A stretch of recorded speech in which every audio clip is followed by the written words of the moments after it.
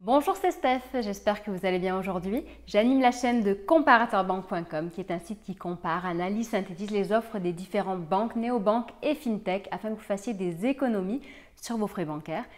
Aujourd'hui, on est là pour quoi? Aujourd'hui, on est là pour parler d'un point qui concerne beaucoup d'entre nous, en effet, le fait d'avoir eu sa carte bancaire piratée. Donc si jamais c'est votre cas, écoutez ce qui va suivre et si jamais ce type de sujet vous intéresse, eh bien je vous invite à vous abonner à la chaîne YouTube en cliquant sur le petit bouton qui se trouve ici. Je vous invite également à liker la vidéo en mettant des petits pouces comme ça.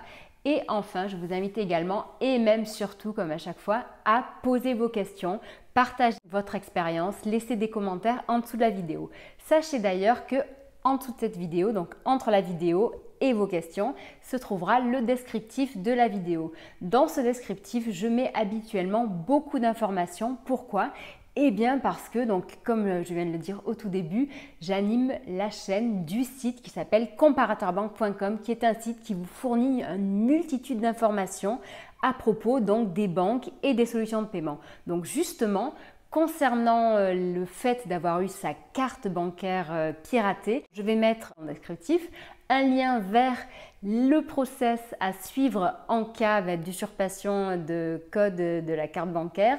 Donc je vais mettre ce qu'il faut faire et je vais vous mettre également comment éviter ça, car en effet, si on peut anticiper, c'est énorme parce que ça peut vous rapporter gros et surtout vous éviter de perdre beaucoup d'argent. Donc, si jamais malheureusement il est déjà trop tard et que votre code et numéro de carte bancaire a été usurpé, donc c'est-à-dire, imaginons, vous avez fait un paiement en ligne, voilà, donc vous l'avez fait et quelques temps après, eh bien, vous avez vu sur votre compte bancaire, vous avez vérifié et vous avez vu qu'il y avait un paiement suspect et vous n'êtes pas à l'initiative de ce paiement. Dans ces cas-là, attention, warning, warning, warning, parce que donc si ça arrive une fois, ça peut arriver de nombreuses fois. Et sachez d'ailleurs que de plus en plus de personnes se font pirater leur code et numéro de carte bancaire en ligne. Pourquoi? Eh bien parce qu'il y a de plus en plus d'achats en ligne. Et comme tout, à chaque fois qu'il y a une montée en croissance de quelque chose, eh bien ça attire les arnaques. Donc faites très attention.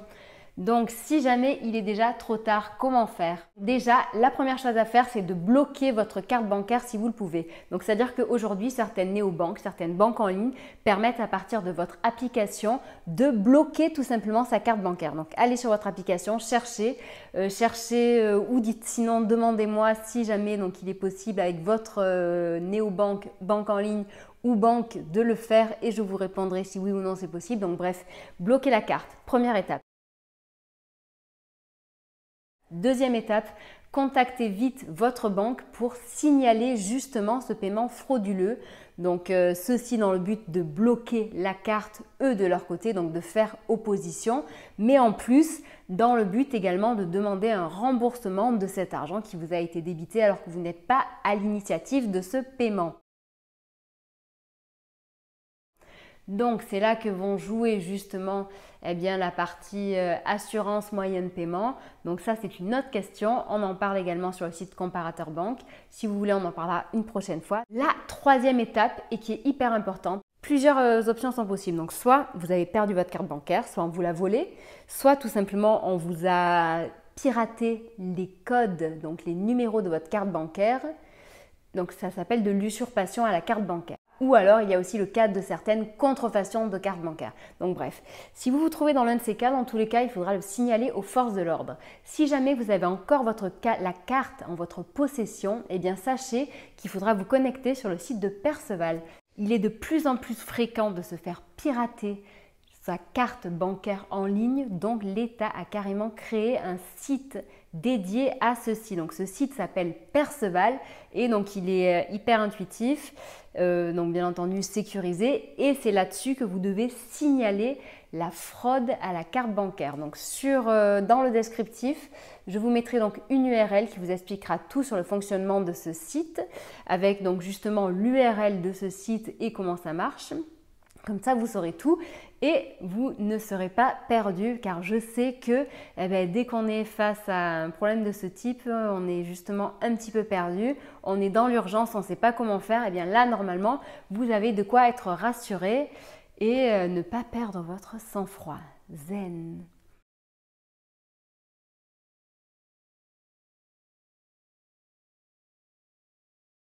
Si jamais donc vous n'avez plus votre carte de paiement en votre possession, dans ces cas-là, il faudra vous rendre dans une gendarmerie ou auprès d'un service de police pour signaler le vol. Sachez que la banque pourra vous rembourser si vous demandez, donc si vous rentrez dans les cases bien entendu, mais en plus pour cela il faudra faire la demande maximum 13 mois après l'action. Au-delà de 13 mois, on ne pourra plus rien faire pour vous. C'est pour cette raison qu'il est recommandé de consulter son compte bancaire fréquemment, d'autant plus quand, là par exemple on est en période de fête, période d'achat de fin d'année, etc.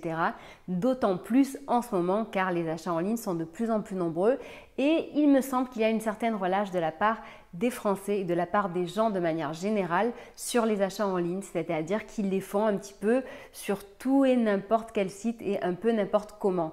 Donc maintenant, on va vous parler et vous expliquer de comment faire pour anticiper, pour éviter de tomber dans ce type de piège, dans les arnaques à la carte bancaire.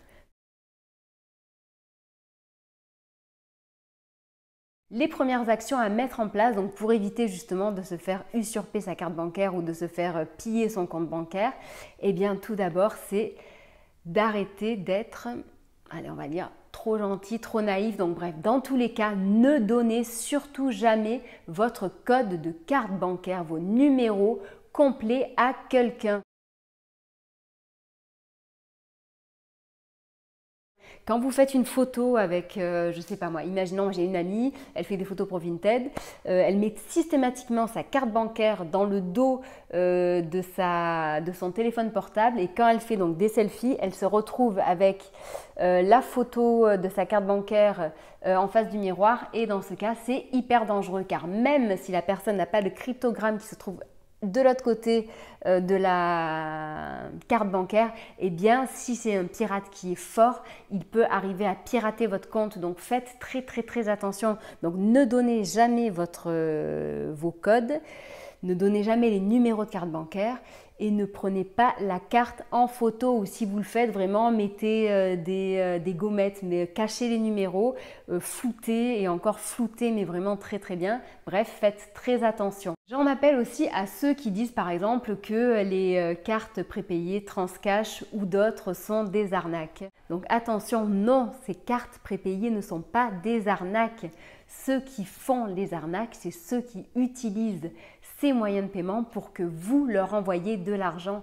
Si jamais quelqu'un vous demande de l'argent, donc imaginons vous avez rencontré quelqu'un sur un site de rencontre, on vous dit voilà, salut, bonjour, oui bon mais j'aimerais bien venir te voir tu vois mais j'ai pas assez d'argent pour payer le billet d'avion, le billet de train. Ça ne te dérangerait pas de m'envoyer un petit peu d'argent?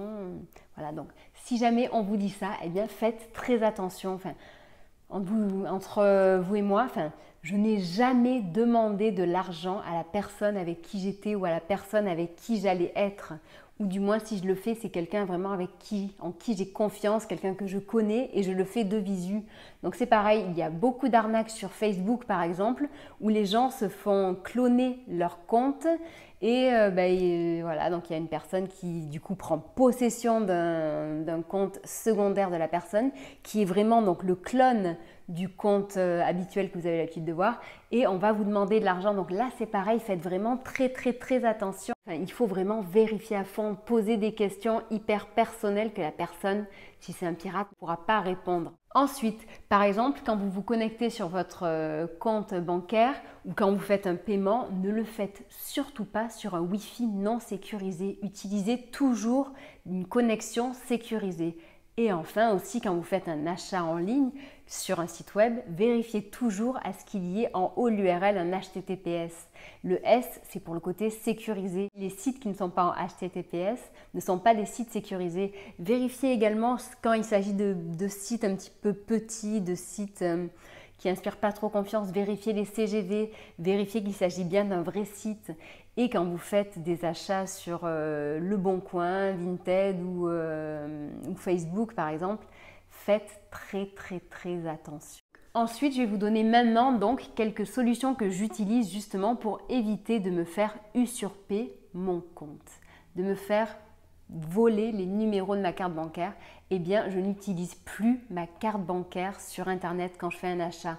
Aujourd'hui, quand je fais un achat, j'utilise uniquement soit justement une carte prépayée, soit des cartes virtuelles. Donc de nombreuses solutions proposent ça. Dans le descriptif dessous, je vous mettrai justement le profil de l'acheteur en ligne, comment il doit se comporter, quelle solution il doit utiliser, et vous verrez que dans le lot, il y a par exemple donc la Néobank Max qui propose des cartes virtuelles gratuites. Il y a également donc une autre néobanque qui s'appelle Voltia par exemple. Eux, ils proposent une carte virtuelle qui n'est pas éphémère et qui est payante, mais qui fonctionne très très bien également avec un système spécifique. Donc j'ai fait une vidéo à ce sujet également. Il y a également Fortuneo qui propose des cartes virtuelles. Et enfin, donc en termes de cartes prépayées, si vous connaissez notre chaîne, eh bien vous saurez qu'il y a par exemple Transcash qui est un compte qui fonctionne très très bien, ou alors aussi le compte Nickel qui est un compte sans banque qui fonctionne de la même manière qu'une carte prépayée. J'espère avoir cerné à peu près le sujet, j'espère vous avoir rassuré, j'espère vous avoir donné les bonnes pistes en cas d'arnaque bancaire.